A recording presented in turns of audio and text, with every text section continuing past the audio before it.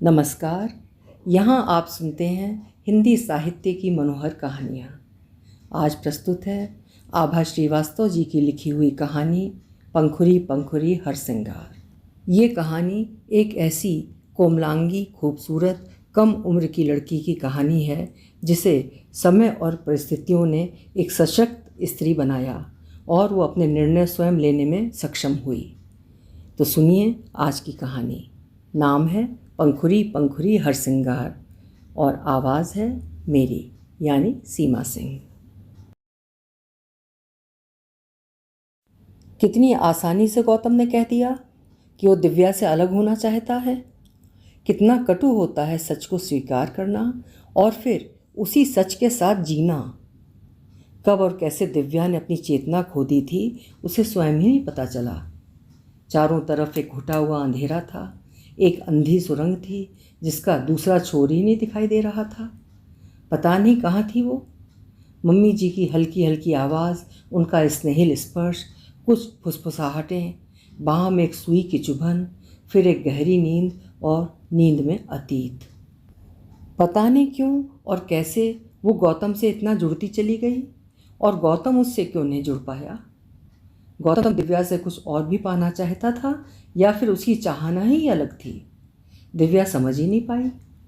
इतने वर्षों में गौतम को अपना सब कुछ सौंप कर दिव्या निश्चिंत थी। फिर अचानक ये विस्फोट क्यों हुआ। ब्याह कोई गुड्डे गुड़ियों का खेल होता है क्या। दिव्या कितना रोई थी। अब तो स्वयं पर शर्म भी आती है। उस पर वो गौतम के पैरों पर गिर गई थी। क्या दोष है मेरा गौतम, बताओ तो, ऐसे मुझे छोड़कर मत जाओ। वो घिघियाई थी। इतने बड़े शहर में मैं अकेले कैसे रहूँगी। मैंने हमेशा वही किया जो तुमने चाहा। क्या मैं चरित्रहीन हूँ। मैंने तुम्हें धोखा दिया या तुम्हारे साथ चालाकी करी। तुम्हारे कपड़े धोए, घर संभाला, तुम्हारे लिए खाना पकाया, तुम्हारे कहने पर अपना कैरियर दांव पर लगा दिया, फिर किस बात की सज़ा दे रहे हो मुझे। दिव्या के भीतर एक असुरक्षा की भावना घर करती जा रही थी। गौतम उसके लिए एक सुरक्षा कवच था। गौतम ने बड़े ही रूखेपन से दिव्या को अपने से अलग कर दिया था। मम्मी है ना, उनके साथ रहना। पैसे रुपए काफ़ी छोड़े जा रहा हूँ तुम्हारे नाम। कोई परेशानी नहीं होगी तुमको। ये फ्लैट भी तुम्हारा ही रहेगा। चाहो तो आगे पढ़ाई कर लो या नौकरी। दिव्या अवाक थी, हैरान थी। इतने बरस बाद अब वो पढ़ाई करेगी और ये सब गौतम कह रहा है। वो चुप होकर अलग हो गई थी। वो गौतम को बंदी नहीं बना सकी थी अपने प्रेम पाश में। सुनैना के साथ गौतम को रहना है तो वो जाएगा ही। अब उसे कोई रोक नहीं सकता। ये बात दिव्या को बहुत पहले ही समझ लेनी चाहिए थी, लेकिन उसने समझना ही नहीं चाहा। दिव्या ने याद करने की कोशिश करी कि वो पहली बार सुनैना से कब और कहाँ मिली थी। वो गौतम की एक ऑफिशियल पार्टी थी। फेशियल, मैनिक्योर और पेडिक्योर किए चुस्त टॉप और ब्लैक ट्राउज़र में सुनैना दमक रही थी। उसने टर्क्वाइज आई शेडो और न्यूड पिंक लिपस्टिक लगा रखी थी। उस पर बेबाक बेझिझक हंसी और हाथ में वाइन का गिलास। सुनैना गौतम की ही कंपनी में सीनियर पोजीशन पर थी। दूधिया रंग, 5 फीट 5 इंच हाइट और फिगर 32, 23, 34। हाई हील ठकठकाते हुए वो धड़ल्ले से इधर उधर जा रही थी। फिर जब दिव्या के सामने की टेबल पर बैठी तो घूंट घूंट वाइन पीते हुए उसका दिव्या को लगातार देखना दिव्या को असहज करने लगा। दिव्या चकित थी और कुछ कुछ भौचक भी। मुंबई की लड़कियां मॉडर्न होती हैं, पर इतनी दिव्या ने नहीं सोचा था और न देखा था। उसके लाख कहने पर भी गौतम ने बहला फुसलाकर उसे नौकरी नहीं करने दी थी। उधर सुनैना कंपनी में अपनी पोजीशन का अदृश्य ताज सिर पर सजाए चल रही थी, भरपूर आत्मविश्वास से भरी हुई। उसी पार्टी में दिव्या को एक और बात भी पता चली थी कि सुनैना के साथ गौतम की गहरी दोस्ती थी। रहना, खाना पीना, घूमना, दूसरे शहरों में जाना, इकट्ठे होटलों में रुकना तक था। सारे लोग यही सोचते थे कि गौतम सुनैना से ही ब्याह करेगा, किंतु सुनैना का ज़रूरत से ज़्यादा मॉडर्न होना गौतम की मम्मी को पसंद नहीं था, सो दोनों का ब्याह नहीं हो पाया। सुनैना की उस उपेक्षित दृष्टि का कारण कुछ कुछ दिव्या भांप चुकी थी। दिव्या जब कॉलेज में पढ़ती थी तो कॉलेज की सबसे सुंदर और स्टाइलिश लड़कियों में उसकी गिनती होती थी।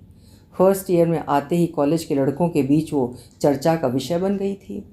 मिस फ्रेशर का खिताब जीतने के बाद जब वो पहले सेमेस्टर में उसके सर्वाधिक अंक आए तो उसने ब्यूटी विद ब्रेन की उक्ति को सार्थक कर दिया था। लखनऊ के लरोटे कॉन्वेंट की पढ़ी दिव्या में उन दिनों भरपूर आत्मविश्वास था। स्कूल से कॉलेज तक वो पढ़ाई के अलावा हर गतिविधि कार्यक्रम में बढ़ चढ़कर हिस्सा लेती थी, किंतु बेटियों को जल्दी से जल्दी शादी करके निपटा देने वाली मानसिकता के कारण उसकी माँ के लिए दिव्या की सभी उपलब्धियाँ मात्र उसके ब्याह के लिए सहायक थीं। सो उसकी माँ ने पैदा होते ही उसकी नियति लिख दी थी। बीटेक तीसरे वर्ष में आते आते घर में उसके ब्याह की चर्चा आरंभ हो गई थी। दिव्या कई बरस पीछे लौट गई थी। अनायास ही जब गौतम के घर से उसके ब्याह का रिश्ता आया तो सभी हैरान थे। उसके माता पिता ने कभी सोचा भी ना था कि दिव्या के लिए इतने बड़े और रईस खानदान से रिश्ता आएगा। माँ बेटे का छोटा सा परिवार, माँ मुंबई के प्रतिष्ठित कॉलेज में सीनियर प्रोफेसर और बेटा आईआईटी ग्रेजुएट। सभी ने तुरंत हामी भर दी। दिव्या कुछ ठुनकी भी थी कि एक आध बरस तो जॉब करने दी होती, किंतु इतनी परवाह किसे थी। इधर बीटेक अंतिम वर्ष की परीक्षाएं निपटी और उधर दिव्या का विवाह निपट गया। दिव्या मुंबई आ गई थी। दिव्या ने सुना था मुंबई के घर बहुत छोटे होते हैं, लेकिन बांद्रा जैसी लोकेलिटी में गौतम का 3 BHK का सुंदर फ्लैट था। मम्मी जी दिव्या के ब्याह के बाद कुछ दिन साथ रही थीं, फिर वे अपने जूहू वाले फ्लैट में रहने चली गई थीं। नववधू के वेश में जब दिव्या गृह प्रवेश कर रही थी तो उसका स्वागत मम्मी जी ने कितने भव्य तरीके से किया था। दिव्या को लगा था मानो कहीं की महारानी हो। सभी को उसके भाग्य से ईर्ष्या हुई थी। गौतम और उसकी मम्मी ने ब्याह से पूर्व दिव्या के घर वालों से एक शर्त रखी थी, जिसके बारे में उसकी माँ ने उससे कोई जिक्र नहीं किया था। उन लोगों की चाहना थी कि दिव्या ब्याह के बाद नौकरी न करके गौतम की घर गृहस्थी पर ध्यान देगी। नववधू के वेश में दिव्या ने जिस पल गौतम के घर में कदम रखा तो कानों में मम्मी जी का स्वर गूंजा था, अपने घर में तुम्हारा स्वागत है दिव्या। अपना घर? दिव्या को विश्वास ही नहीं हो रहा था। मुंबई में अपना घर, सजा संवरा, छूने से मैला होने वाला, घर भर में बेला, मोगरा और गेंदे की खुशबू। उसे सब कुछ स्वप्न जैसा लग रहा था। दिव्या को लखनऊ का अपना छोटा सा घर याद आया। उस घर में अपना कमरा, जिसे वो छोटी बहन छाया के साथ शेयर करती थी, एक अलमारी, कुछ कपड़े, कुछ किताबें, कॉलेज, कक्षाएं, सखियाँ, सब कुछ पीछे, बहुत पीछे छूट गया था। शुरुआत के दिन कितने मत भरे थे। गौतम दिव्या में ही डूबा रहता था, मानो दिव्या को पूरा का पूरा पा लेना चाहता हो। तब काफ़ी दिनों तक दफ्तर में उसका मन ही नहीं लगता था। दफ्तर से बीच बीच में घर आ जाता था, फिर दोबारा दफ्तर जाता ही नहीं था। गौतम का सानिध्य, उसका प्यार पाकर दिव्या निहाल हो गई थी। गौतम भी चाहता था कि दिव्या की दुनिया बस उसकी बाहों तक सिमट कर रहे। आरंभ के कुछ दिन, महीने, बरस तो पंख लगाकर उड़ गए। कितनी भरी भरी रहती थी दिव्या उन दिनों। आए दिन मूवी, डिनर, पार्टीज़, ना जाने कितने ही लोगों से मिलना मिलाना। हर फंक्शन, पार्टी, ट्रिप पर गौतम अपनी गुड़िया जैसी पत्नी को ले जाना चाहता था। उधर मम्मी जी का नेह भी उस पर भरपूर था। जब से दिव्या ब्याह कर आई थी, वे अक्सर कॉलेज से लौटकर दिव्या के फ्लैट पर आ जाती थीं। उनको खुशी थी कि उनके नक्छड़े बेटे को आखिर दिव्या ने अपने प्रेम पाश में बांध ही लिया। गौतम की पार्टियों से दिव्या मुक्त होती तो मम्मी जी की किटी पार्टी, रिश्तेदारी, कथा वार्ता, नवरात्रि के कार्यक्रमों में व्यस्त हो जाती। लेकिन समय के साथ इस एक रास्ता से दिव्या ऊबने लगी थी। वो धीरे धीरे मुंबई शहर को अपनाना चाहती थी, इसे अपने व्यक्तित्व का हिस्सा बनाना चाहती थी। शायद सुनैना की तरह स्मार्ट और तेज़ तर्रार बनना चाहती थी, ताकि उसे कोई गंवार या देसी ना कह सके। उसकी बीटेक की डिग्री किसी कोने में पड़ी धूल खा रही थी। गौतम के दफ्तर चले जाने के बाद दिव्या बिल्कुल अकेली पड़ जाती थी। गौतम को तो दिव्या का आस पड़ोस में किसी से बात करना भी पसंद नहीं था। दिव्या रोज़ की उबाऊ दिनचर्या से पक चुकी थी। गौतम के जाते ही वो निढाल पड़ जाती। दिन भर फुर्सत रहती, खाने की, पीने की, सोने की, कुछ भी करने की, लेकिन तब भी समय ही समय। कितनी शॉपिंग करे वो। घर का सामान, वॉल हैंगिंग्स, रंग बिरंगे मेजपोश, पीतल के कलशों में पौधे, वंदनवार, स्वयं के लिए सामान, साड़ियाँ, पर्स, गहने, कॉस्मेटिक्स। तब लगता था सारी इच्छाएं पूरी हो गई हैं, यही सुख है, परम मोक्ष। किंतु यही मोक्ष उसे बेचैन करने लगा। कितना कितना अकेलापन। कभी दिव्या फेसबुक देखती, पुरानी सहेलियों को फ़ोन लगाती। अदिति MBA कर रही, पीयू रिसर्च की तैयारी में लगी थी, दीप्ति मल्टीनेशनल कंपनी में नौकरी कर रही थी, गीतिका सिविल सर्विसेज की तैयारी में व्यस्त। सभी अपना कैरियर, अपनी पहचान बनाने में जुटे। एक दिव्या ही ब्याह करके घर बैठ गई। उसे अम्मा पर क्रोध भी आता। कई बार उसके इंटरनेट साइट्स के लिए काम भी किया, पर बात वहीं की वहीं रह गई। बात पैसों की नहीं थी, बात थी समय काटने की, घर से कुछ देर बाहर निकलने की। कभी दिव्या पढ़ती, कुछ घर समेटती, सोती, घर का काम करती, फ्रिज से मक्खन रोटी निकाल कर खाती, खिड़की से झांक कर मौसम का मुआयना करती। कभी सोचती वज़न बढ़ गया है, चेहरे पर पिंपल आ गए हैं, खाली रहने की झक्कें। प्रेस करती तो चादर तौलिया तक प्रेस कर डालती। 4 बजे के आसपास रात का खाना बनाने की सुध आती। रात का खाना बना चुकने के बाद खुद के बनने संवरने की बारी। कितने कपड़े, कभी डोरिया तात की साड़ी निकालती, कभी पीली शिफॉन, कभी हल्के गहने, फिर उपटन का लेप लगाती, बेसन संतरे के छिलकों का पाउडर मलाई के साथ। मैसूर संदल से नहाकर, महकता बॉडी लोशन लगाकर, हल्का मेकअप करके गौतम के आने से आधा घंटा पहले ही तैयार होकर सिटिंग रूम में बैठ जाती। सोचती गौतम आकर उसे घुमाने ले जाएगा, लेकिन गौतम दफ्तर से आकर सो जाता। शायद गौतम भी अब ऊब रहा था। आए दिन उसके झगड़े होने लगे थे। दिव्या ने कार चलाना सीख लिया था, लेकिन गौतम ने अकेले ड्राइव करने की परमिशन नहीं दी थी। दिव्या की हिम्मत ही टूट गई थी। उसे लगता था कि वो एक स्त्री नहीं, मात्र एक कठपुतली है जिसकी डोर गौतम ने संभाल रखी है। उठ तो उठ, बैठ तो बैठ। उन दोनों के बीच आए दिन की बहसबाजी, संबंधों की एक रास्ता। दिव्या अपने ही कटु शब्दों और व्यंग बाणों से आहत हो जाती। गौतम के लिए दुखी होती, रो पड़ती। गौतम या तो पीने बैठ जाता या दंदनाता हुआ बाहर चला जाता, बिना कुछ बताए। उस दिन दिव्या ने जानबूझकर सब्जी जला दी थी। गौतम के चिड़चिड़ करने पर उकता कर बोली थी, क्यों ना हम खाना बनाने के लिए बाई रख लें? फिर सारा दिन तुम क्या करोगी? वो बौखलाया था। मैंने इंजीनियरिंग की डिग्री ली है, नौकरी क्यों नहीं कर सकती? दिव्या तेज़ आवाज़ में बोली। इस बार गौतम उसे पुचकारते हुए बोला, दिव्या ये सपना देखना तो तुम छोड़ ही दो। मैं इतना कमा लेता हूँ कि अपना परिवार और अपनी पत्नी को संभाल सकूँ। तुम हमारे घर की आम औरतों की तरह घर संभालो। ये मुंबई है, लखनऊ नहीं। यहाँ नौकरी के लिए पर्सनैलिटी चाहिए। यहाँ के लोग थके हुए लोगों पर दांव नहीं लगाते। लेकिन मम्मी जी भी तो जॉब करती हैं। दिव्या पिनपिनाई थी। वे कितनी पढ़ी लिखी हैं पता भी है? गौतम ने ताना दिया। तुम्हारे जैसे बीटेक मारे मारे फिरते हैं। फिर मम्मी ने तो पापा के नहीं रहने के बाद जॉब करी। समय काटना था उनको, कोई शौक़ थोड़ी था। तुम तो बाहर जाकर बेवकूफ़ बन जाओगी दिव्या। कल को परिवार बढ़ेगा तो तुम्हारा समय आराम से कट जाएगा। क्या नहीं है तुम्हारे पास? किस बात की मनाही है? दिव्या ने मन ही मन आगे जोड़ा। बस घर से बाहर जाकर कुछ मत करना, यही तुम्हारी नियति है। और इस तरह दिव्या का घर से बाहर जाकर नौकरी करने का स्वप्न पैदा होने से पूर्व ही भ्रूण हत्या को प्राप्त हो गया। दिव्या समझ गई थी कि गौतम पढ़ा लिखा होने के बावजूद भी हद दर्जे का दकियानूसी है और बीवी के मामले में काफ़ी पजेसिव। वो हैरान थी कि इतना पढ़ा लिखा आदमी भी अनपढ़ों की सी भाषा बोल रहा है। दिव्या के होंठ व्यंग से टेढ़े हो गए।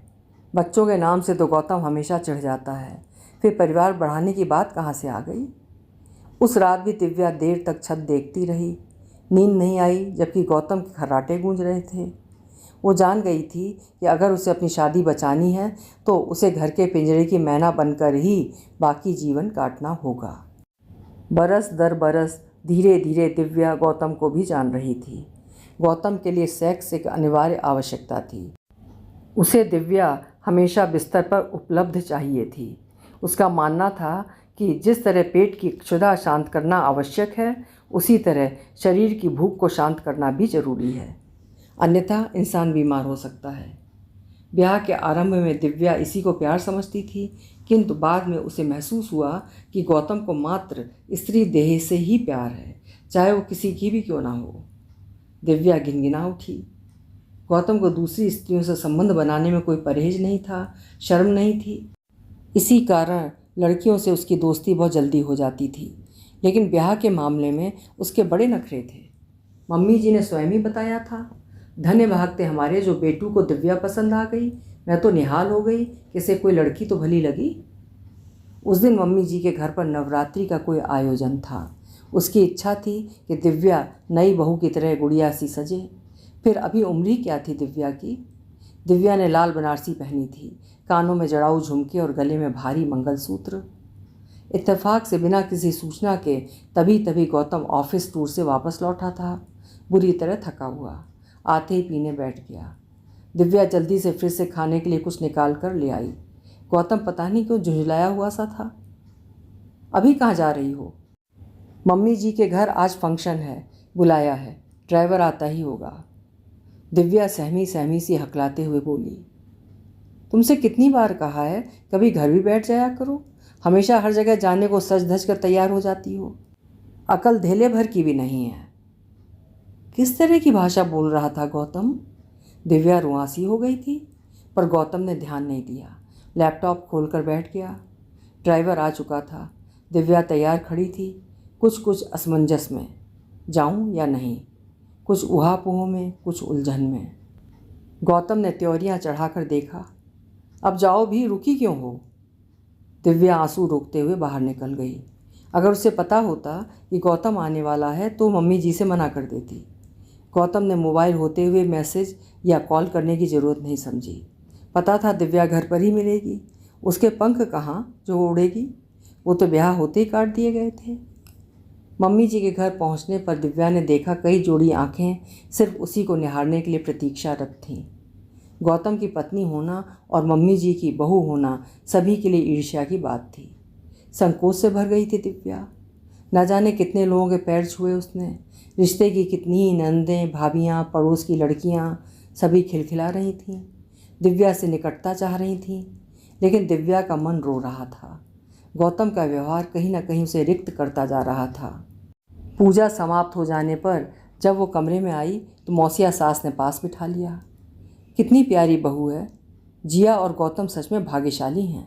खुशखबरी कब सुना रही हो दिव्या? वे दिव्या से इधर उधर की बातें करने लगीं। मौसी जी कुछ कहना चाह रही हैं? दिव्या ने पूछ ही लिया। दिव्या तुम मेरी बेटी जैसी हो। जो मैं कहना चाह रही हूँ उसे ध्यान से सुनो। घर से बाहर अपनी दुनिया का दायरा बढ़ाओ। बाहर क्या हो रहा है कोई तुम्हें कुछ नहीं बताएगा। अपनी बहन को भी मैं अच्छे से जानती हूँ। उसका बेटा उसकी कमजोरी है।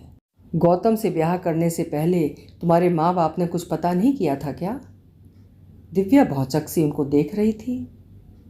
कुछ दिन पहले पुणे में गौतम दिखा था तुम्हारी ताई सास की विधवा बहू रन्नों के साथ। मैं सोच रही थी कि शायद ब्याह के बाद वो सुधर जाएगा, लेकिन उस दिन उन दोनों की बेशर्मी देखकर तो मैं हैरान थी। पहले भी उड़ती उड़ती खबर थी कि रन्नों ने उसे अपने जाल में फंसा रखा है। खुल्लम खुल्ला संबंध है उन दोनों का। ब्याह से पहले जीजी कितना परेशान रहती थी गौतम के अफेयर्स को लेकर। आज भी कह रही थी इतनी प्यारी बहू के होते हुए गौतम फिर भटक रहा है। सुनैना के बारे में तो तुम जानती ही होगी। रोज़ी, महक, लावण्या और भी कहीं हैं, कितनी हैं पता नहीं। गौतम को नियंत्रण में रखो, अब तुम बच्ची नहीं हो। दिव्या का दिमाग साएं साएं कर उठा। कुछ दिन पहले भी गौतम ऑफिस से देर से लौटा था, बुरी तरह नशे में धुत। दो एक बार मुंह से लव, लावण्या नाम निकला था, फिर लुढ़क कर सो गया था। सुनैना के बाद अब लावण्या? नहीं, दिव्या ने सिर झटक दिया, लेकिन उस पर नकारात्मकता हावी होने लगी थी। सिर घूमने लगा था। उसने पलंग का सिरहाना कसकर पकड़ लिया था। दांत भिज गए थे। मौसी ने उसे कांपते हुए देखा। दिव्या क्या हुआ? मौसी की आवाज़ दूर होती चली गई। ठंडे पानी के स्पर्श से उसने आंखें खोली। मम्मी जी सामने खड़ी थीं। उन्होंने रुमाल से उसका माथा पोंछा। दिव्या के लिए चाय आ गई थी। कुछ घूंट पीकर दिव्या स्वस्थ हुई।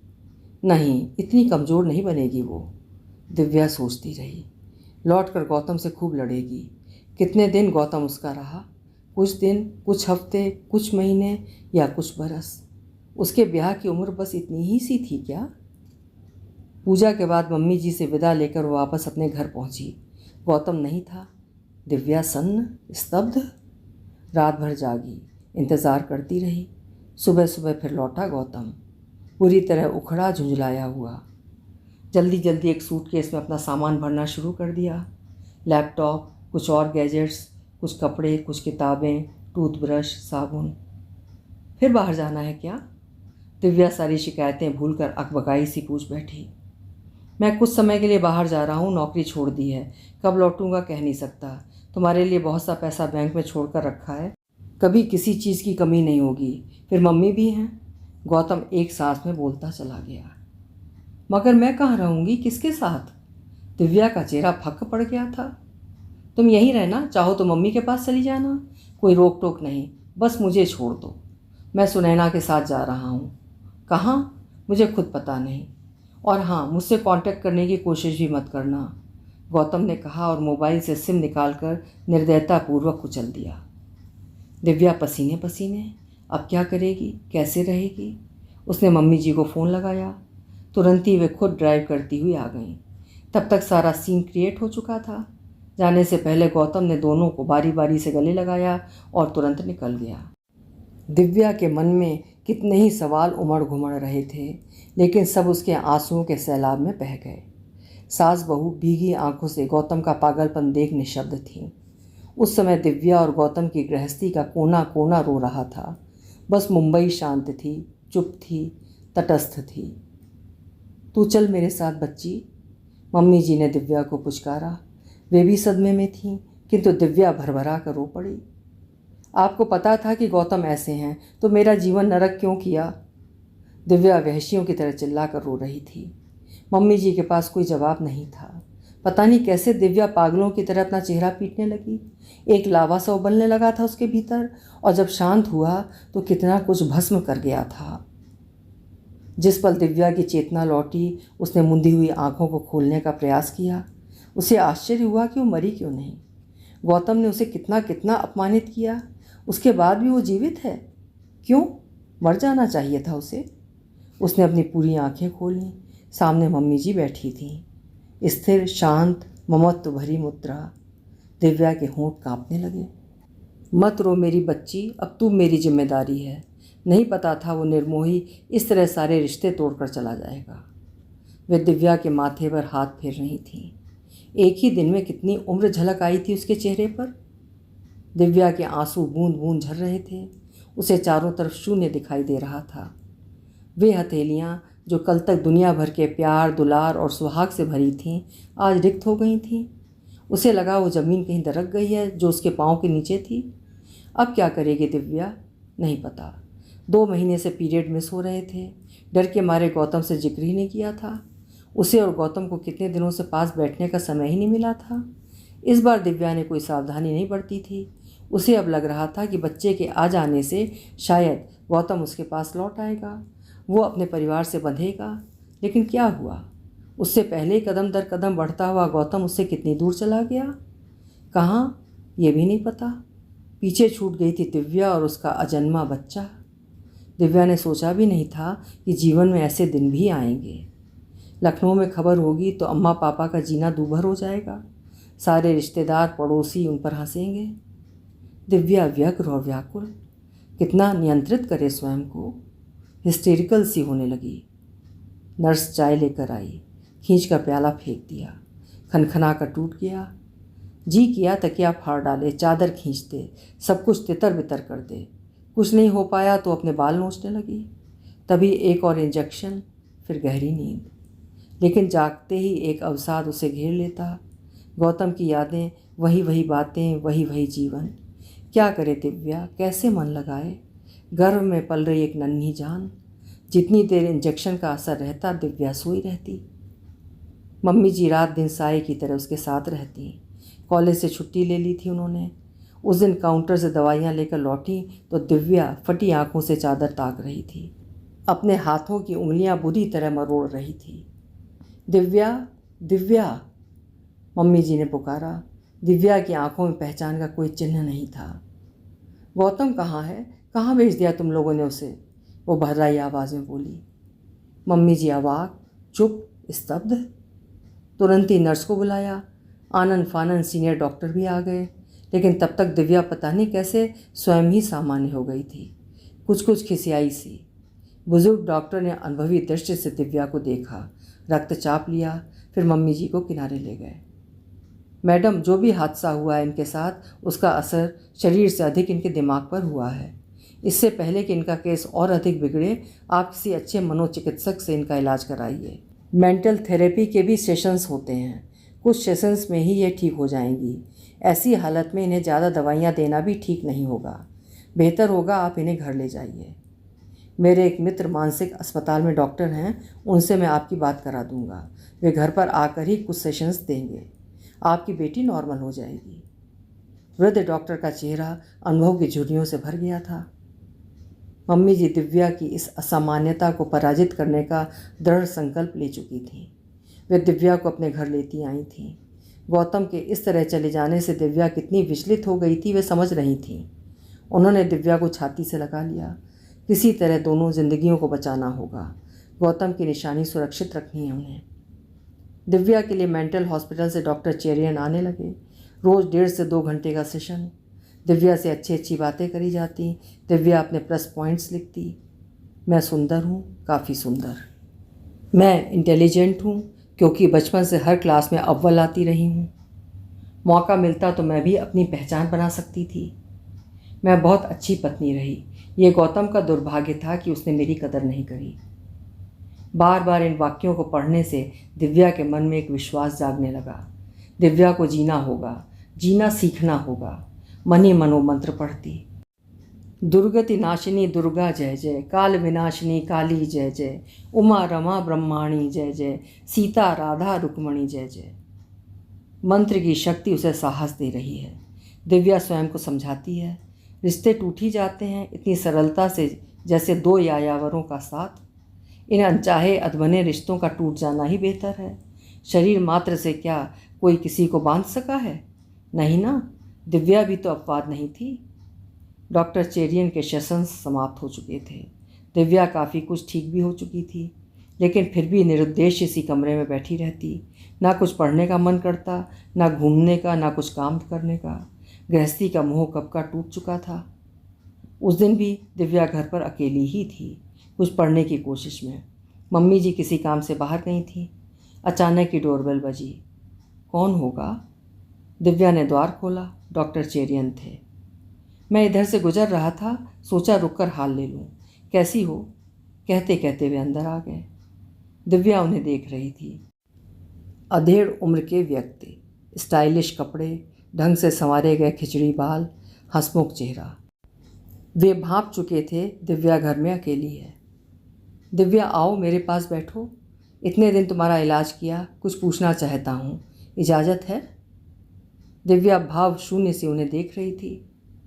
तुम्हारे जैसी सुंदर पत्नी होते हुए भी तुम्हारा पति तुम्हें क्यों छोड़ गया? तुम्हें तो बॉलीवुड में हीरोइन होना चाहिए था। क्या फिगर है तुम्हारा? गौतम को तुम्हारी कदर नहीं थी। आई थिंक वो तुम्हारे लायक ही नहीं था। डॉक्टर चेरियन दिव्या के और निकट सरक आए थे। मुझे एक चांस दो दिव्या, तुम्हारा पूरा ख्याल रखूँगा। वैसे तो मेरा अपना पूरा परिवार है, पत्नी है, लेकिन आज की रात मुझे अपने पास रह जाने दो दिव्या। कभी कभी कुछ रातें मेरे साथ। वे फुसफुसाने लगे थे।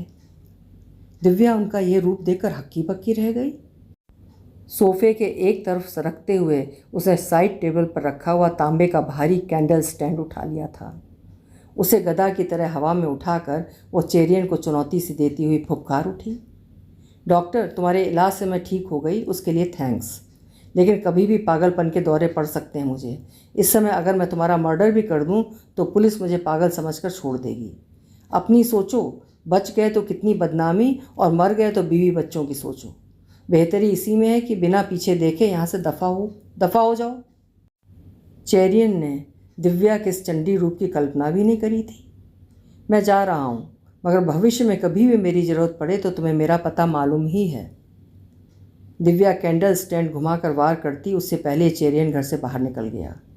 इस हादसे की उम्मीद नहीं थी दिव्या को। वो सोफे पर निढाल से गिर पड़ी।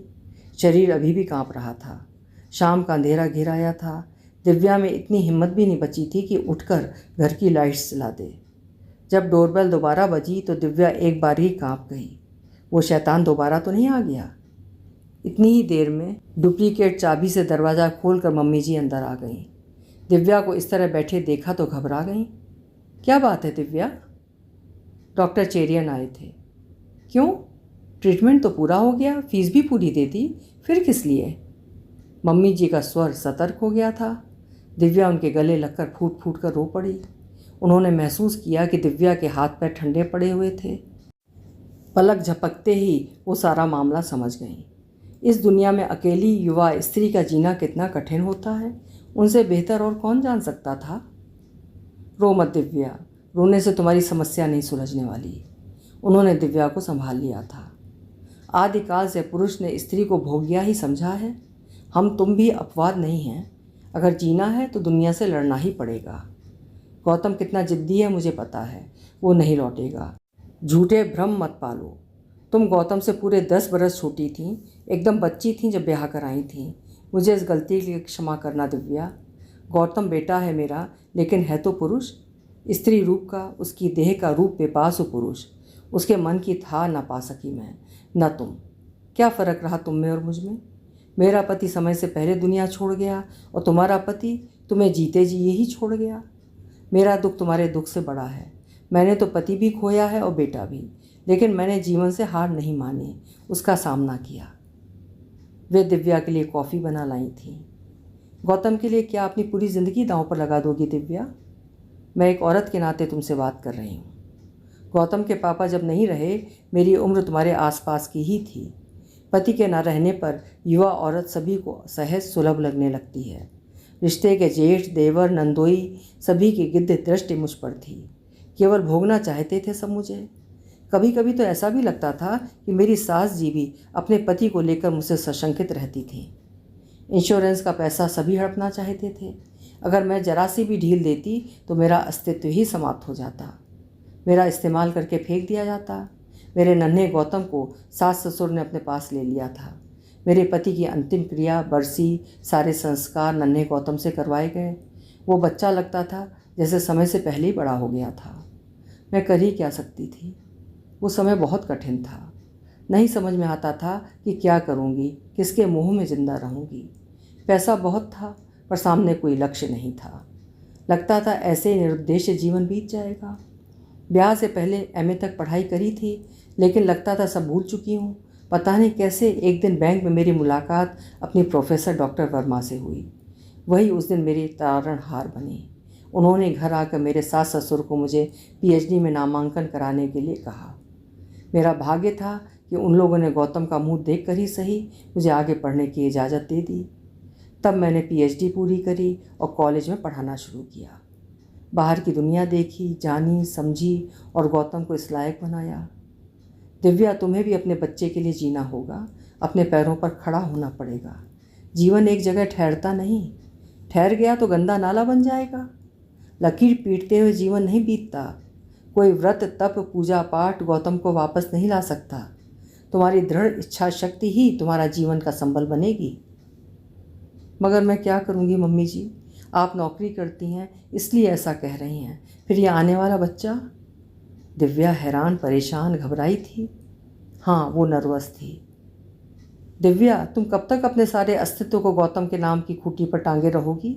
तुम्हें आगे बढ़ना होगा। आर्थिक रूप से मजबूत होना होगा। इस बच्चे का भाग्य विधाता नहीं, तुम लिखोगी। मैं दोषी हूँ तुम्हारी, प्रायश्चित भी मैं ही करूँगी। उनकी आंखें भर आई थीं। मम्मी जी जूझ रही थीं। गौतम के बिछोह से, दिव्या की नकारात्मकता से, उसके अवसाद से, घर के सन्नाटे से। वे ईश्वर से पूछना चाहती थीं कि अभी इस जीवन में उनकी कितनी और परीक्षाएं बाकी हैं। जब गौतम था वो उनका अभिमान था। लोग जलते थे उनसे। बिना बाप के बेटे को इतना काबिल बनाया था उन्होंने। बेटे के पंखों के सहारे 10 दिशाओं में उड़ती फिरती थी वो। बेटा था तो वो दुर्गा की तरह थी। आज गौतम के बिना वह स्वयं को खंडित मूर्ति समझने लगी थी।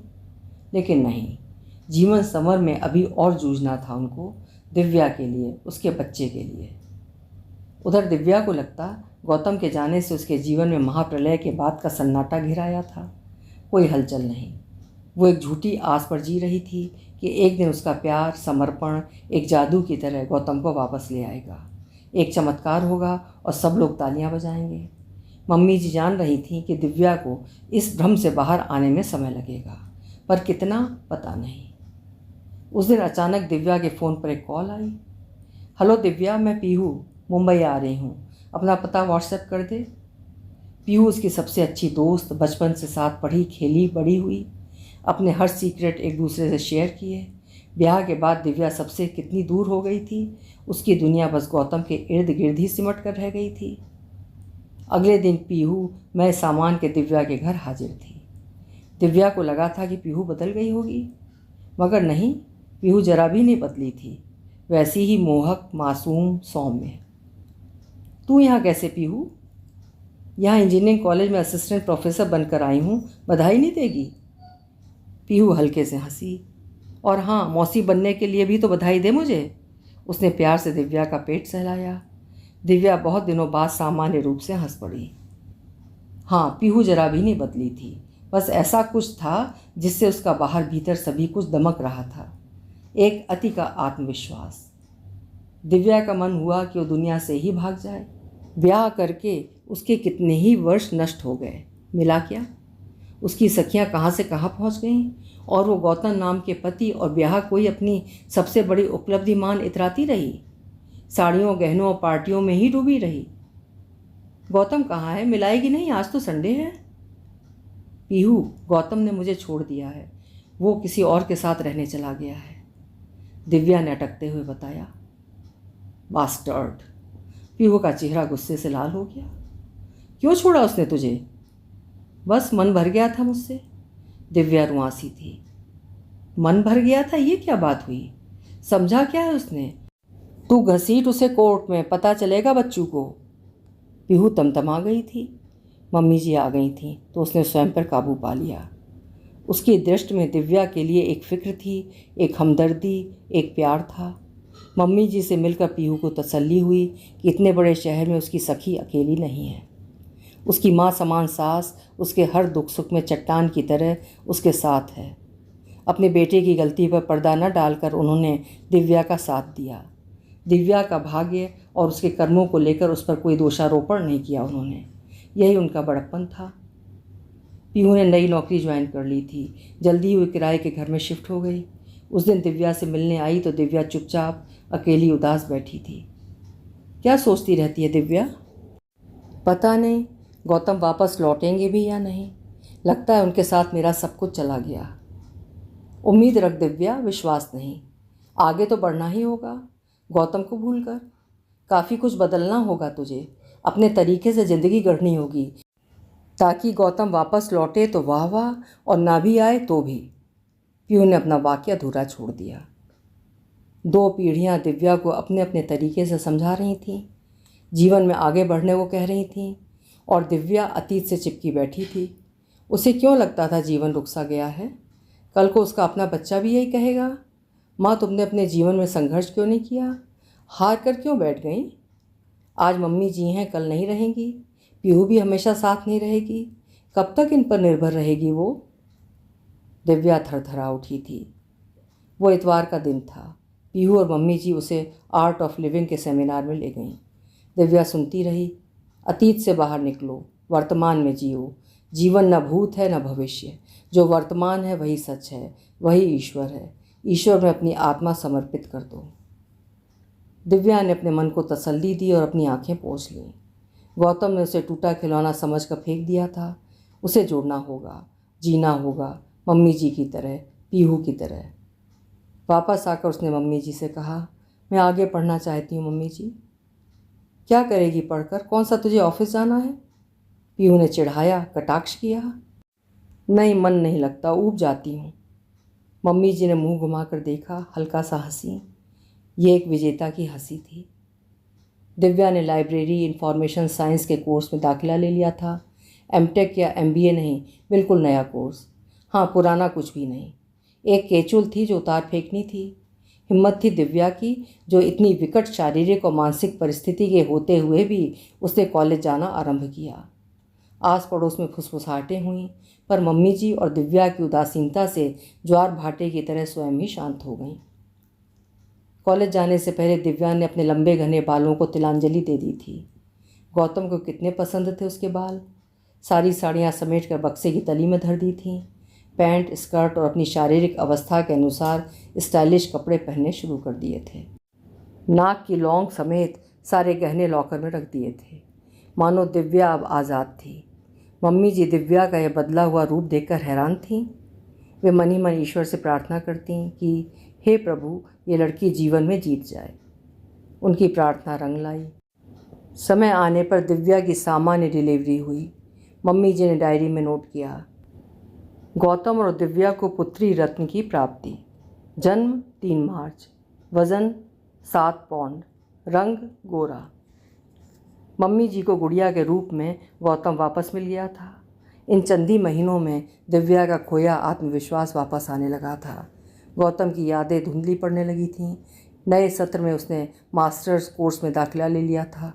संयोग ऐसा कि कोर्स पूरा होते होते इधर नतीजा आया और उधर ही पीहू के कॉलेज में लाइब्रेरियन की वैकेंसी निकल आई। दिव्या की नियुक्ति हो चुकी थी। समय अपने निर्बाध गति से भागता रहा, पता ही नहीं चला। दिव्या अपने बांद्रा वाले घर में एक बार भी नहीं गई थी। क्यों जाए, किसके लिए जाए? वहाँ से उसका मोह भंग हो चुका था। मम्मी जी अक्सर वहाँ जाकर उस घर को संवार आती, सहला आती। दिव्या ने नोटिस किया कि इधर हर बार वहाँ से आते समय वे अपने साथ गौतम का कोई ना कोई सामान ले ही आती हैं। कुछ कपड़े, शेविंग किट, गौतम और दिव्या के ब्याह का एल्बम, गौतम की फ्रेम करी हुई तस्वीर। अक्सर एकांत में उन्हें गौतम की तस्वीर पर हाथ फेरते और रोते भी देखा था दिव्या ने। शायद समय के साथ वे भावुक हो रही थी। दिव्या को उन पर तरस भी आता और दुलार भी। दिव्या के दुख के आगे वे अपना दुख भूल गई थी। आजकल उनको दिव्या का दोबारा ब्याह की धुन चढ़ गई थी। मेरे रहते एक जीवन साथी ढूंढ लो दिव्या, इतना लंबा जीवन अकेले कैसे कटेगा? साथ के लिए कोई तो चाहिए। गुड़िया भी छोटी है, घर में एक पुरुष रहेगा तो उसी को पिता समझने लगेगी। तुम ब्याह कर लोगी तो मैं निश्चिंत हो जाऊंगी। दिव्या दोबारा ब्याह नहीं करना चाहती थी। गौतम की यादें अक्सर उसका पीछा करती थीं, लेकिन मम्मी जी के आगे उसकी एक नहीं चली। शादी.com पर उसका बायोडाटा भेजा गया, अखबार में भी विज्ञापन दिया गया। कई रिश्तों में एक रिश्ता फाइनल हुआ। कॉन्टैक्ट उधर से ही किया गया था। मम्मी जी हैरान थी कि समय कितना बदल गया है और लोगों की सोच भी। दिव्या के लिए कुंवारा वर मिल रहा था। दिव्या ने डॉक्टर शशांक की फ़ोटो देखी। गुड लुकिंग, स्मार्ट, बुद्धि प्रदीप्त आँखें। MD करने के बाद HIV एड्स पर रिसर्च कर रहे थे। मुंबई के ही किसी सीनियर डॉक्टर की रिसर्च टीम के सदस्य। जल्दी अमेरिका जाने वाले थे। पता नहीं क्यों दिव्या को डॉक्टर शशांक का चेहरा बेहद पहचाना सा लगा। मम्मी जी के लिए वो एक ख़ास दिन था जब डॉक्टर शशांक को उन्होंने दिव्या से मिलने अपने घर बुलाया था। सभी कुछ इतना अचानक और अप्रत्याशित हुआ था कि वे पीहू तक से इस बात की चर्चा नहीं कर पाई थी। शशांक के आने से पूर्व स्वयं ही उत्साह और उमंग से भरी हुई घर सजाने में जुट गई थीं। सभी दरवाज़ों पर खूबसूरत पर्दे लगा दिए गए थे। मेज़पोश बदले गए थे। पूरे घर की सफाई, साज सज्जा विशेष तरीके से करी गई। कमरे में गुलाब के फूलों का गुलदस्ता लगाया गया। दिव्या और पीहू उस दिन साथ ही कॉलेज से लौटी थीं। वाओ आंटी, क्या बात है, इतनी सजावट किस लिए? कौन आ रहा है? पीहू होंठ गोल करके सीटी सी बजाने लगी। तेरी सखी से मिलने कोई स्पेशल आ रहा है, संभाल लेना सब कुछ। मम्मी जी हंस पड़ी। पीहू उस पल में ही सारा माजरा समझ गई थी। मम्मी जी खुश थीं, संतुष्ट थीं कि उनके कारण, उनके लंपट बेटे के कारण इस निरीह लड़की को जितने भी दुख झेलने पड़े थे, ईश्वर ने उसका प्रायश्चित करने का अवसर उन्हें दिया था। वे खुश थीं कि आखिरकार दिव्या ने दूसरी शादी के बारे में सोचा तो। अभी उम्र ही क्या थी दिव्या की, मात्र 27 बरस। इस उम्र तो लड़कियां आजकल शादी के बारे में सोचना शुरू करती हैं। फिर दिव्या के आगे तो पूरा जीवन पड़ा था। इतनी सी उम्र में कितने कटु अनुभव झेल चुकी थी लड़की। जिस पल डॉक्टर शशांक ने घर में प्रवेश किया, तीनों स्त्रियां अपने अपने ढंग से उसकी प्रतीक्षा कर रही थीं।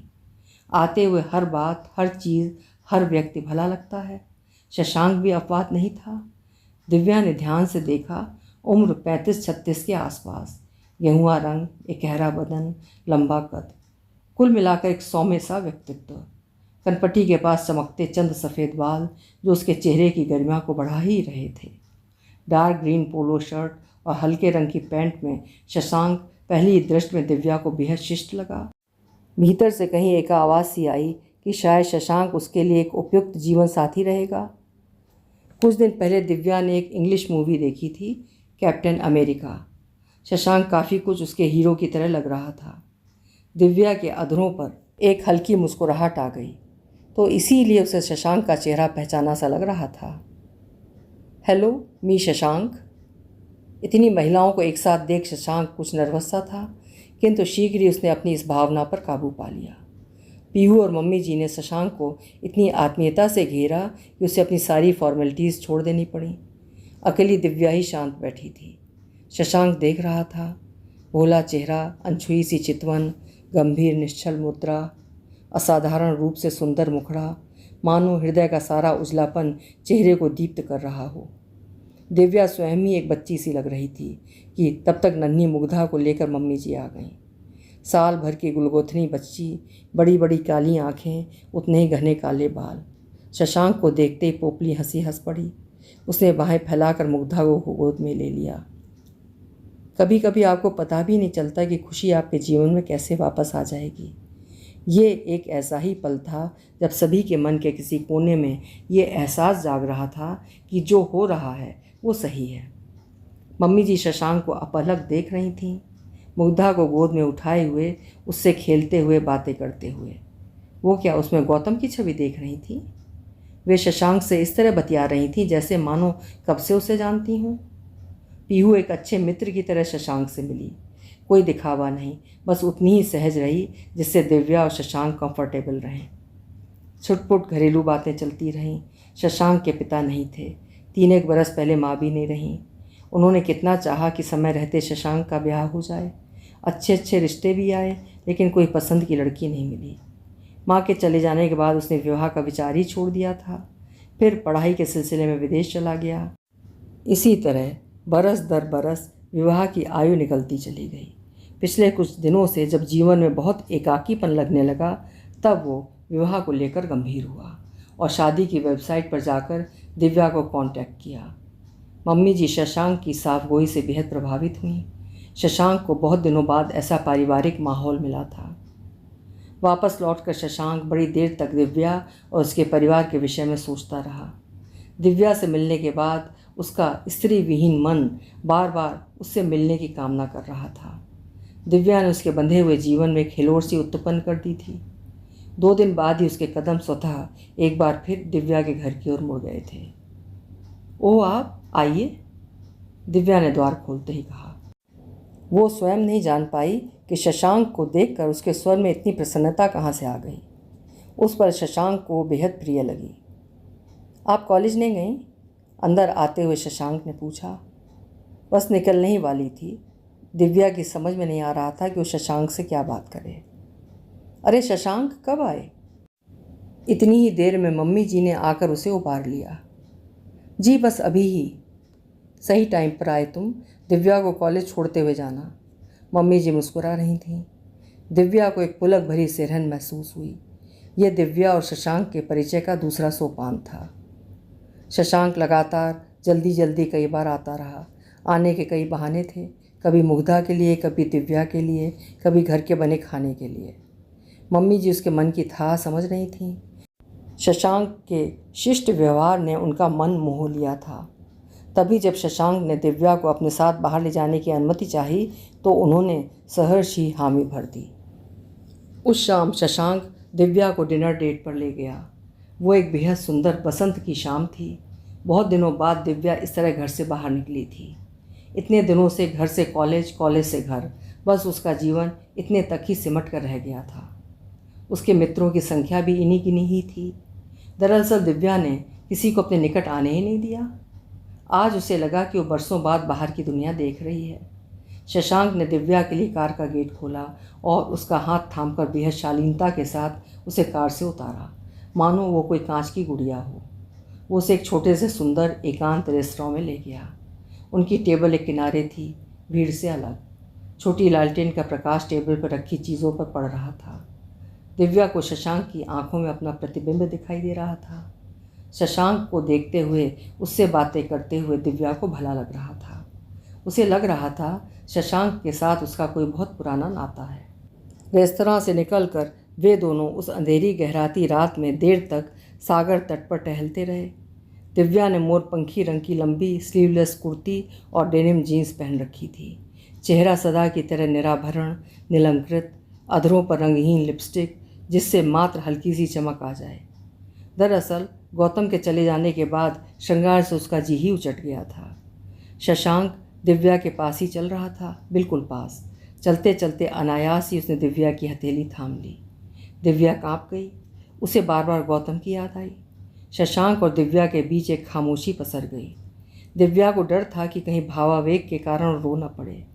शशांक स्पर्श के इन मादक पलों को कुछ बोलकर बाधित नहीं करना चाहता था। उसने अपनी बाईं बाह से दिव्या का कंधा घेर लिया। उसका मुंह अपनी ओर करते हुए पूछा, मेरे साथ खुश तो रहोगी ना दिव्या? दिव्या अभी पूर्णतः सहज नहीं हो पा रही थी। शशांक के साथ इस तरह घूमना, निरर्थक टहलना, खुश रहना, पता नहीं क्यों उसके अंदर एक अपराध बोध भरता जा रहा था। गौतम की यादें बार बार उसके मन पर दस्तक दे रही थीं। क्या वो गौतम से बेवफाई कर रही थी? सुदूर सागर में जाती कुछ नावें, रात का गहरापन और मन को छूती विचलित करती हुई वो पुरानी बातें। दिव्या उन्हें बरबसी पीछे धकेल रही थी। कुछ ही देर वो शशांक की बाहों में सिमटी रही, फिर धीरे से अलग हो गई। दिव्या को घर छोड़ते हुए शशांक का मन बेहद उदास हो आया था। कल शाम मैं फिर आऊँ दिव्या, चलोगी मेरे साथ? उसने पूछा तो दिव्या मुस्कुरा दी, एक मीठी सी मुस्कान। शशांक को अपना उत्तर मिल गया था। मम्मी जी के मन में कहीं ना कहीं ये सवाल उठ रहा था कि शशांक ने दिव्या को ही अपनी जीवन संगिनी बनाने का फैसला कैसे लिया। पति से परित्यक्ता, एक बच्चे की माँ दिव्या। पीहू भी हैरान थी। दिव्या के मन में भी कई कई तरह की शंकाएं थीं। शशांक ने मुझसे ही ब्याह क्यों करना चाहा? उस जैसे युवक को तो कोई भी युवती आसानी से मिल सकती थी। पैसा, संबंधी, प्रतिष्ठा, मान, कितना कुछ मिल जाता, तो फिर दिव्या ही क्यों? लेकिन एक दिन शशांक ने स्वयं ही बताया, तुम सोचती होगी दिव्या कि मैं आज तक अविवाहित क्यों रहा? क्यों मुझे किसी युवती ने आकर्षित नहीं किया? मैंने क्या किसी को डेट भी नहीं किया? मैं कुछ नहीं छिपाऊंगा तुमसे।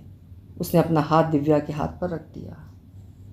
जानती हो दिव्या, मेरा भी एक पास्ट था जिससे मैं आज तक उभर नहीं पाया हूँ। उस समय मैं यूनिवर्सिटी से ग्रेजुएशन कर रहा था, सेकेंड ईयर। शिजी मिर्जा, ये नाम था उस लड़की का जो फर्स्ट ईयर की फ्रेशर थी। पता नहीं कौन सा आकर्षण था उस लड़की में कि मैं खिंचा चला जा रहा था। शिजी एक बेहद रिजर्व और गंभीर लड़की थी। हम सारे लड़के उसकी एक निगाह के लिए तरसते थे, लेकिन शिजी ना इधर ना उधर, सीधी सपाट चलने वाली लड़की थी। उसे तो अपनी सुंदरता का एहसास भी नहीं था। नियत समय पर काली एम्बेसडर से वो यूनिवर्सिटी आती और क्लासेस ख़त्म होती वापस चली जाती। हमारे धर्म अलग थे, रीति रिवाज, रहन सहन, खान पान, संस्कार, कुछ भी तो नहीं मिलता था।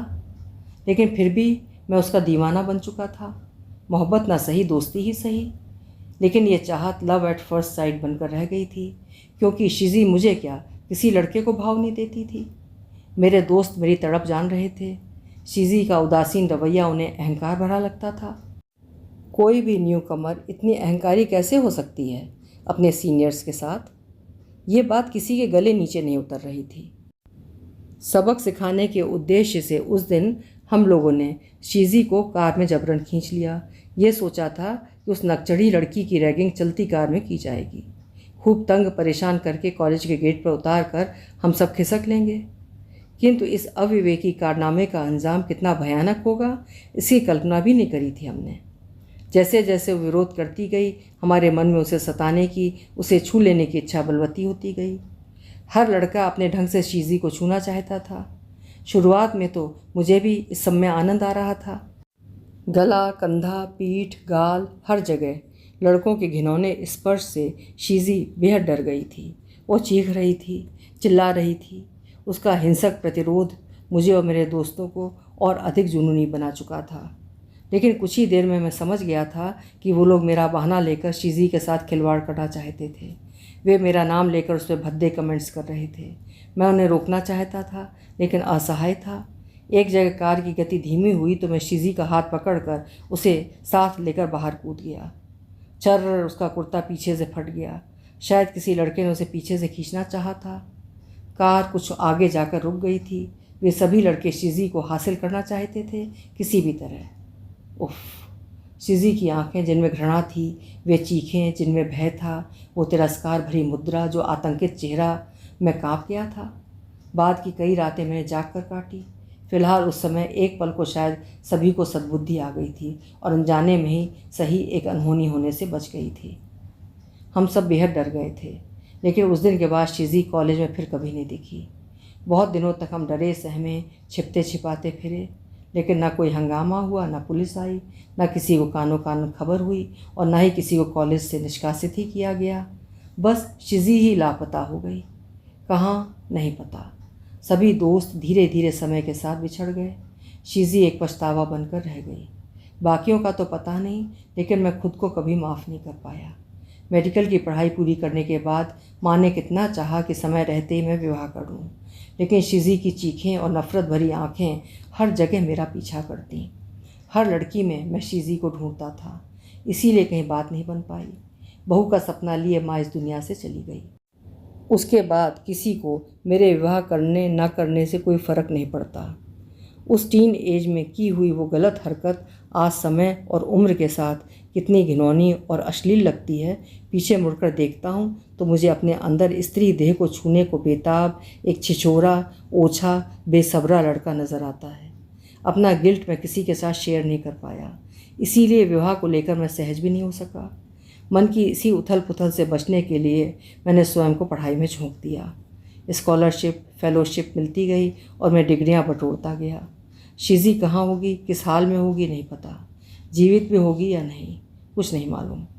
उस दिन तुमको देखा तो लगा शिज़ी ही मेरे सामने आ गई है, वैसा ही रूप रंग, वही मुस्कान। मुझे लगा तुमसे विवाह करके शायद कुछ हद तक अपने अपराध बोध से मुक्त हो सकूं। शशांक दिव्या को देखता चुप हो गया था। दिव्या ने देखा, उसकी आंखें डबडबाई थीं। क्या हुआ तुम्हें? इतना मत सोचो शशांक, वो अनजाने में की गई गलती थी, जिसकी इतनी बड़ी सज़ा खुद को मत दो। शशांक पूरा का पूरा दिव्या की बाहों के घेरे में आ गया था। दिव्या उसे नन्हे बच्चे की तरह सांत्वना देती रही। शशांक उसे अपने निकट पाकर बाहों में लपेटने लगा। एकाएक दिव्या को लगा शशांक की जकड़ मजबूत होती जा रही है, जैसे वो शरीर होता हुआ उसे भी शरीर कर लेना चाहता हो। उसका रोम रोम उमड़ रहा था। कितनी बड़ी थी वो प्यास जिसे वो बुझा लेना चाहता था। क्या दिव्या से होता हुआ वो शिज़ी तक पहुंचना चाहता था? मुझे माफ़ कर दो शिज़ी, वो बुदबुदा रहा था। उसका स्पर्श कोमल से कोमलतम होने लगा। दिव्या बहुत धीरे से शशांक से अलग हो गई। I am sorry Divya. Shashank शर्मिंदा था, लेकिन दिव्या ने उसे अन्यथा नहीं लिया। शशांक का स्पर्श उस पर पंखुड़ी पंखुड़ी हरसिंगार होकर बरसा था। उसका मन किया कि शशांक के इस अर्ध समर्पण को वो अंजुली में भरकर अपनी देह पर बिखरा ले। उसके प्यार की सुगंध को भीतर तक भरकर वो मन के द्वार बंद कर लेना चाहती थी। इतने दिनों में वो जान चुकी थी शशांक के साथ उसका और मुग्धा दोनों का भविष्य और सम्मान दोनों सुरक्षित रहेंगे, लेकिन अभी प्रतीक्षा शेष थी। मम्मी जी और पीहू ने मिलकर दिव्या के ब्याह की शॉपिंग करी। तनिष्क से नाजुक सा जड़ाऊ सेट खरीदा गया। वर वधू के लिए हीरे की अंगूठी ली गई। सगाई, मेहंदी, हल्दी, इन सभी रस्मों के लिए दिव्या ने एकदम ही मना कर दिया था। बहुत ही शीघ्र कुछ मित्रों, परिचितों और अपनों के मध्य बेहद सादगी के साथ दिव्या और शशांक का विवाह संपन्न हो गया। इतने बरस बाद आज की स्वतंत्र दिव्या ने जीवन के कितने ही महत्वपूर्ण निर्णय स्वयं ही ले डाले। एक समय था जब वो साड़ी, पर्दे, चादरों तक के लिए गौतम का मुंह देखती थी। तब उसे लगता था जीवन ऐसे ही बीत जाएगा। गौतम का मुंह देखते देखते उसकी गृहस्थी संभालते, उसके बच्चों को पालते पोसते बड़ा करते। आज उसी गौतम से तलाक लेने के लिए दिव्या ने कोर्ट में अर्जी दाखिल कर रखी थी। कहाँ छिपा था इतना आत्मविश्वास? दिव्या खुद कार चलाती है, बाहर की दुनिया का निडर होकर सामना करती है। सेल्स गर्ल से ब्याह के बाद पहनने के लिए सेक्सी, स्टाइलिश नाइट ड्रेस मांगते उसके कानों के पोर शर्म से लाल नहीं होते। शशांक से मिलने के पहले दिन से लेकर दिव्या ने नोटिस किया था कि मम्मी जी ने अपने घर पर रखी गौतम की जो भी तस्वीरें थीं उनको हटा दिया था, चाहे वो उसकी बचपन की तस्वीरें हों या डिग्री की या फिर दिव्या और गौतम के ब्याह की। दिव्या को आश्चर्य हुआ कि क्या मम्मी जी भी धीरे धीरे गौतम को भूलना चाह रही थीं। जब दिव्या के लिए ही गौतम को भूलना कठिन था तो मम्मी जी तो माँ थीं, लेकिन शायद वे भी गौतम की यादों को अपने मन के भीतर ही दफन कर देना चाहती थीं। वे नहीं चाहती थी कि शशांक और दिव्या के नव जीवन पर गौतम की यादों की काली छाया का ग्रहण भी पड़े। कोई माँ शायद इतना ऊंचा ना सोच सके, लेकिन एक स्त्री जरूर ऐसा सोच सकती है। दिव्या एक बार फिर मम्मी जी के आगे नतमस्तक थी। ब्याह के बाद की उस पहली रात शशांक दिव्या को अपनी सशक्त बाहों में उठाकर अपने घर के भीतर ले गया। दिव्या का हृदय धड़क रहा था। गौतम के स्पर्श से कितना भिन्न था ये स्पर्श।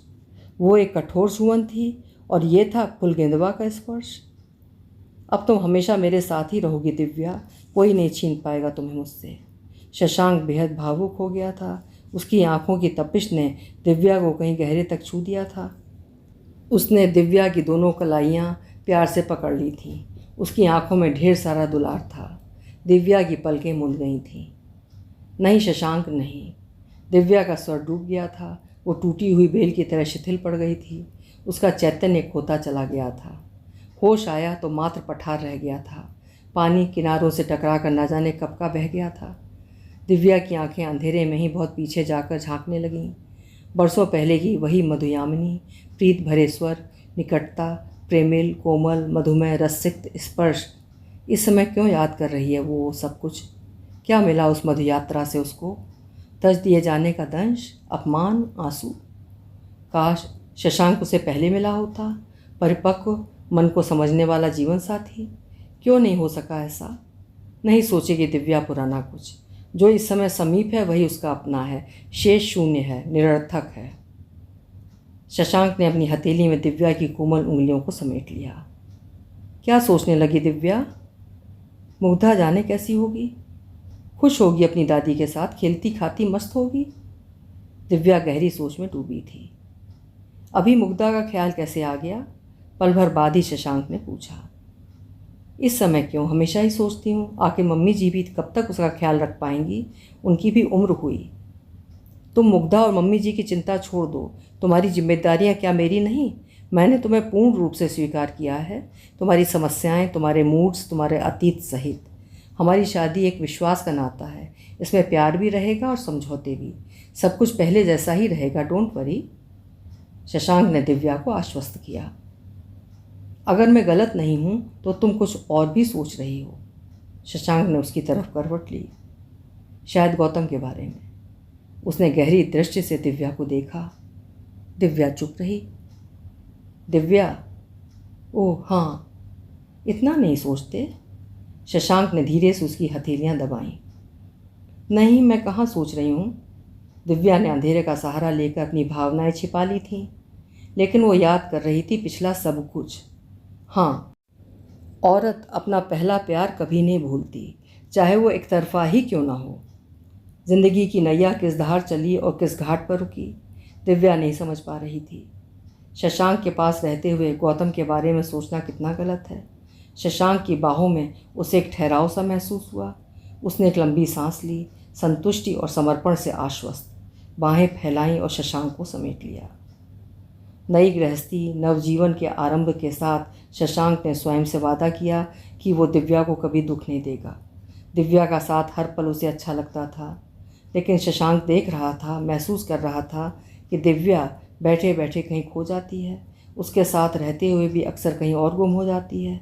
पास होते हुए भी दूर सी लगती है। वो समझ रहा था दिव्या की मनस्थिति। अनायास ही एक दिन दिव्या से पूछ बैठा, दिव्या, मुझसे विवाह करके क्या तुम स्वयं को दोषी मानती हो? कैसा गिल्ट है जो भीतर ही भीतर तुमको खाए जा रहा है? प्लीज़ बताओ मुझे, क्या मेरे साथ तुम खुश नहीं हो? मुझे प्यार तो करती हो ना तुम? हाँ, खोई सी आवाज़ में दिव्या ने कहा, अब तो मैं तुम्हारी पत्नी हूँ। एकदम मेरी, केवल मेरी। हाँ शशांक, एकदम तुम्हारी। लेकिन दिव्या, मुझे लगता है तुम्हारे मन में गौतम के प्रति अभी भी कुछ भावनाएं शेष हैं। मैं चाहता हूँ प्लीज़ उनसे बाहर निकलो। मैं तुम्हें बटा हुआ नहीं चाहता। अपना पास छोड़कर मेरे पास आओ। दिव्या, मुझे पता है ये कठिन होगा, प्लीज़, लेकिन मेरे लिए। शशांक के मन में उस अनदेखे अनजाने व्यक्ति के लिए ईर्ष्या सी उत्पन्न हुई। दिव्या को अपने मन का भार असहनीय लगने लगा। उसके अंदर शशांक से सब कुछ कह देने की तीव्र इच्छा होने लगी। उसके गले में एक बगुला सा अटकने लगा। अपनी सांसें उसे रुकती सी लगीं। दिव्या, मुझसे कहो क्या बात है? क्या मैं तुम्हारा अपना नहीं? अंदर ही अंदर भूलो मत, मुझे बताओ, शेयर करो मुझसे। शशांक ने अपनी बाहों से घेर लिया था दिव्या को। उसका भीगा सा स्वर दिव्या को कहीं गहरे तक छू गया। शशांक के स्पर्श में बेहद दुलार था, अपनापन था। उसकी मुस्कुराहट में एक आहत पवित्रता थी, ईमानदारी, स्थिरता। नहीं, इस व्यक्ति को दिव्या छल नहीं सकती। गौतम मेरा प्रेम नहीं है, मेरी दुविधा है शशांक, सबसे बड़ी उलझन। मैं उसे भूलना चाह कर भी नहीं भूल पा रही। क्या करूं, तुम ही बताओ। क्या गौतम की कोई तस्वीर दिखा सकोगी दिव्या? देखना चाहता हूं उस व्यक्ति को जो मेरी पत्नी के जीवन का पहला पुरुष था। शशांक हल्के से हंस पड़ा। खैर छोड़ो, ये बताओ, अगर गौतम कभी लौट आया तो तुम किसे चुनोगी, मुझे या गौतम को?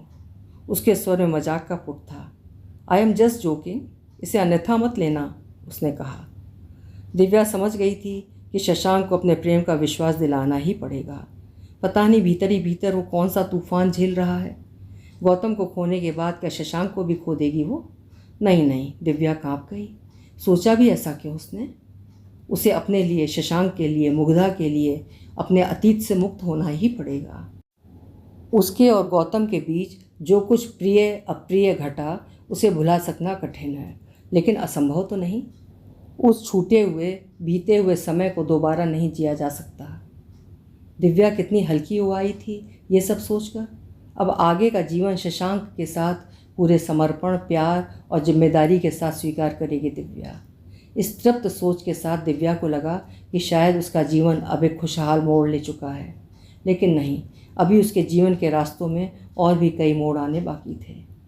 उस दिन हॉस्पिटल से लौटकर शशांक सीधे दिव्या के पास आया। मुझे तुमसे कुछ बात करनी है दिव्या, पास तो बैठो। वो कुछ असमंजस में था। मेरे हॉस्पिटल में एक HIV पेशेंट आया है, स्टेज 3, नाम है गौतम कुमार। दिव्या सन्न स्तब्ध, मन मस्तिष्क में अंधड़ चलने लगे थे मानो। क्या मिलना चाहोगी उससे? मैं चाहता हूँ तुम मिलो उससे, प्लीज़ उससे मिलो और मुझे बताओ कि क्या ये वही गौतम है?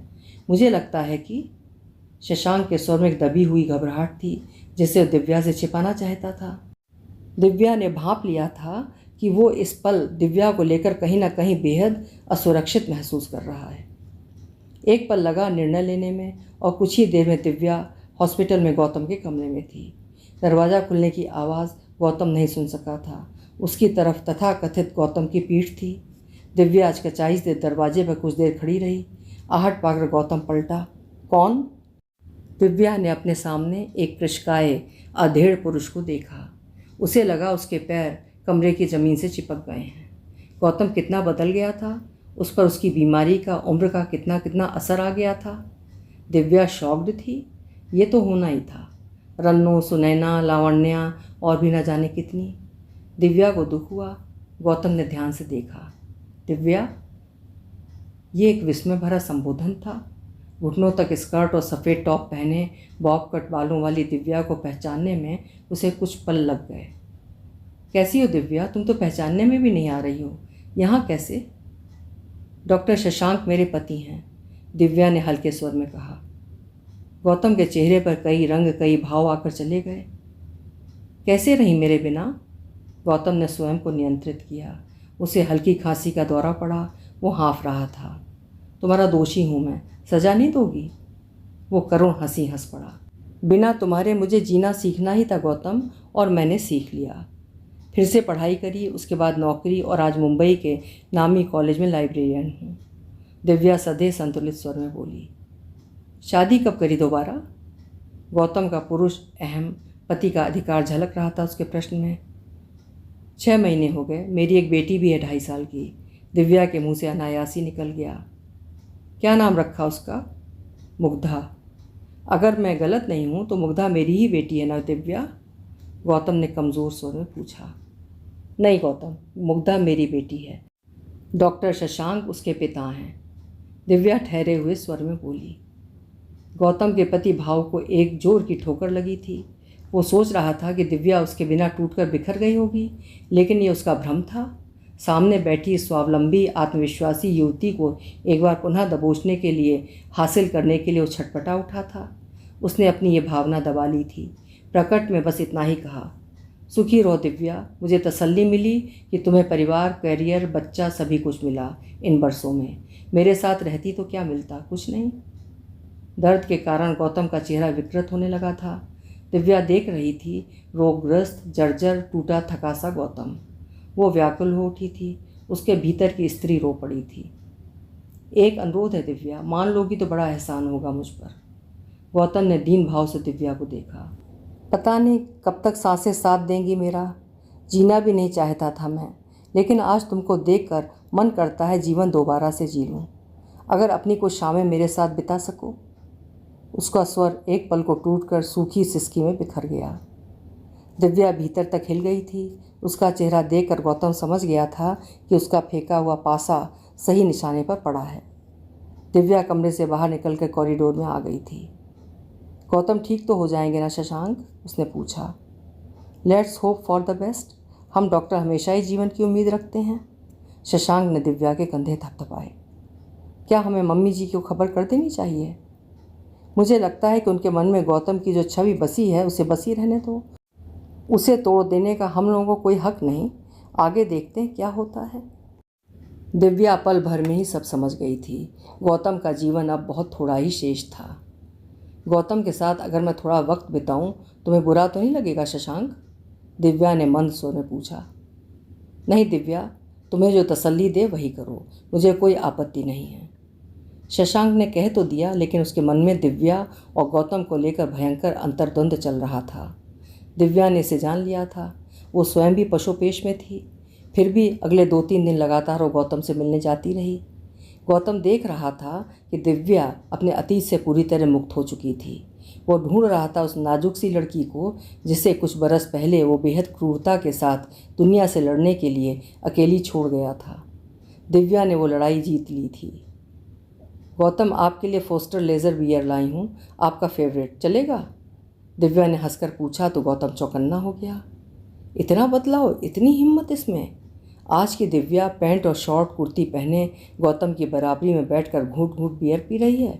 कहीं कोई संकोच नहीं, दुविधा नहीं। गौतम के भीतर का पशु जाग चुका था। उसे सामने बैठी इस युवती में अपनी पत्नी की झलक दिखने लगी थी। वही झलक जो उसके साथ पहली बार एकांत पाने पर दिखी थी। लाज से रक्तिम शर्माया चेहरा, लेकिन गौतम के लिए एक लालसा भरी चितवन, एक अनजाने भय से रह रहकर कांपता शरीर। हाँ, इस बदली हुई दिव्या पर भी बस उसी का ही हक होना चाहिए। कैसे वो किसी दूसरे की बाहों में प्रेमाकुल हो सकती है? क्या अब भी हाथ लगाने पर वो छुई में बन जाती होगी? दिव्या को छूने के लिए वो अकला उठा था। दिव्या, मेरे पास आओ, भर्राई आवाज़ में गौतम ने पुकारा। कुछ चाहिए क्या?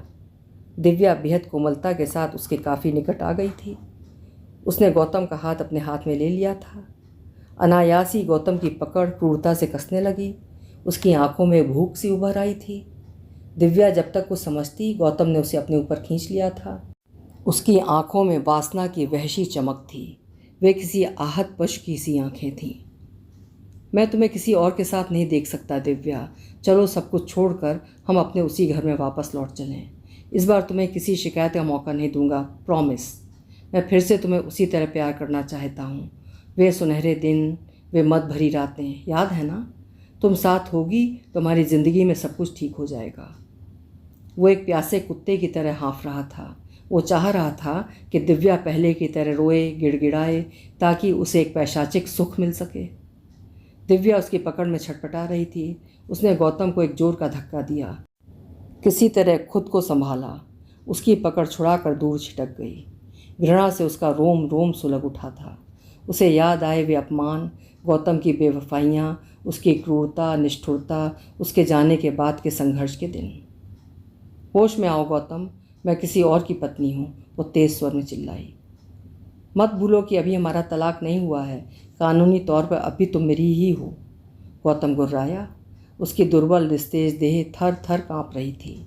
ये रोग की कपकपी नहीं थी, ये स्त्री देह की लालसा थी, नारी संग की कामना थी। मृत्यु पास थी तब भी।